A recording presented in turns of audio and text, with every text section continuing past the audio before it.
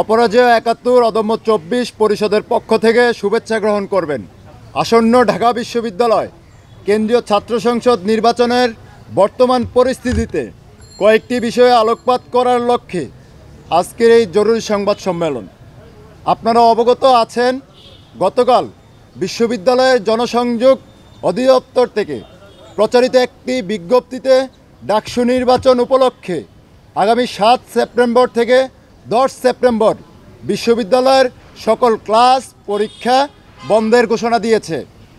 আমরা এর আগেও সংবাদ সম্মেলনে বলেছিলাম, নির্বাচনকে উৎসবমুখর করার জন্য একটি নির্দিষ্ট সময় বিশ্ববিদ্যালয়ের সকল ধরনের পরীক্ষা বন্ধ রাখা যেতে পারে।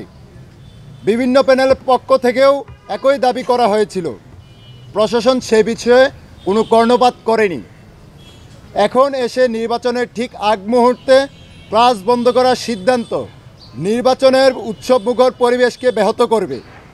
এর আগের কোনো নির্বাচনে, এমনকি জাতীয় নির্বাচনেও নির্বাচনের আগে পরে কোনো বন্ধের ইতিহাস আমরা দেখি নেই।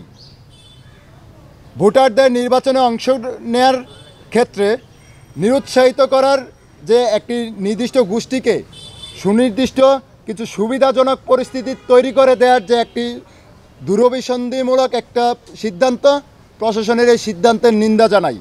আমরা অবিলম্বে ক্লাস বন্ধের এই সিদ্ধান্ত বাতিল করার আহ্বান জানাই। বন্ধুগণ, আপনারা প্রত্যক্ষ করেছেন গতকাল যমুনা টেলিভিশনের একটি আয়োজনে চাকমাসহ আদিবাসী জনগোষ্ঠীর মুক্তিযুদ্ধে অবস্থান নিয়ে আপত্তিকর মন্তব্য করেছে ছাত্র শিবির সমর্থিত ঐক্যবদ্ধ শিক্ষার্থী জোট নামের এই পরিষদের একজন প্রার্থী ফাতিমা তাসনিম জুমা। মুক্তিযুদ্ধে পাহাড় সমতলের আদিবাসীদের সংগ্রামী ভূমিকার ইতিহাস রয়েছে, সেটা আমরা সকলেই জানি।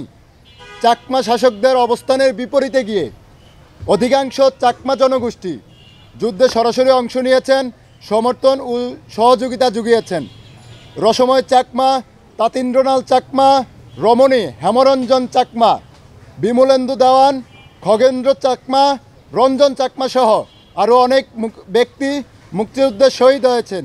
একই আয়োজনে ওই প্রার্থী খোদ আলবদরের কমান্ডার নিজামেকেই যুদ্ধাপরাধী হিসেবে মানতে নারাজ, যেটা একটা মুক্তিযুদ্ধের ইতিহাসের সাথে বেইমানি। আমরা মনে করি তার এই বক্তব্য ঐতিহাসিকভাবে গণহত্যার সহযোগী এবং এই সংগঠনের গণবিরোধী চরিত্রেরই একটি ধারাবাহিকতা। কিছুদিন আগে এই সংগঠনের পক্ষ থেকে টিএসসিতে আত্মস্বীকৃত রাজাকারদের ছবি প্রদর্শন করার ধৃষ্টতা দেখিয়েছে। বারংবার প্রশাসনকে অবহিত করা হলেও প্রশাসনের নিষ্ক্রিয়তা প্রশ্ন ও সন্দেহের উদ্রেক করে। বিশ্ববিদ্যালয়ের প্রশাসন যদি সত্যিই একটি সুষ্ঠু ও গ্রহণযোগ্য নির্বাচন আয়োজন করতে চায়, এই বিষয়গুলোকে দ্রুততম সময়ে আমলে নিয়ে পদক্ষেপ গ্রহণ করা উচিত বলে আমি মনে করি।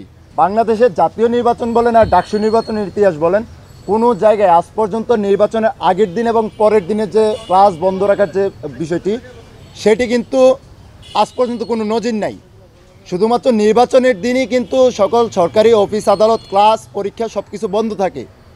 এখন নির্বাচনের আগের দিন এবং পরের দিন সহ ক্লাস পরীক্ষা বন্ধ রাখার বিষয়টা আসলে তাদের একটা অন্য একটা প্ল্যান থাকতে পারে আমাদের মনে হয়।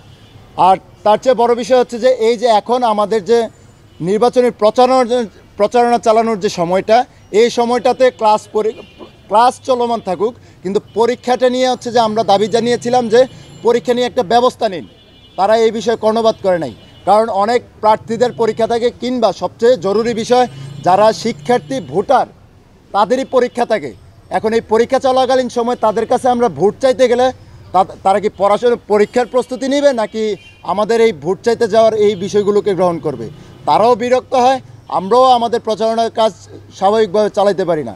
তো সে জায়গা থেকে আসলে পরীক্ষা, এই জরুরি মুহূর্তে পরীক্ষা নিয়ে হচ্ছে যে একটা গুরুত্বপূর্ণ সিদ্ধান্ত না নিয়ে নির্বাচনের আগের দিন এবং পরের দিন ক্লাস পরীক্ষা সকল কিছু বন্ধ রাখার সিদ্ধান্তটা তো আসলে তাদের কোন মোটিভ থেকে নিছে, এটা আমাদের আসলে আশঙ্কা একটা, যে তারা একটা নির্দিষ্ট গোষ্ঠীরই হচ্ছে যে তারা এখানে সুবিধা দেওয়ার চেষ্টা করছে।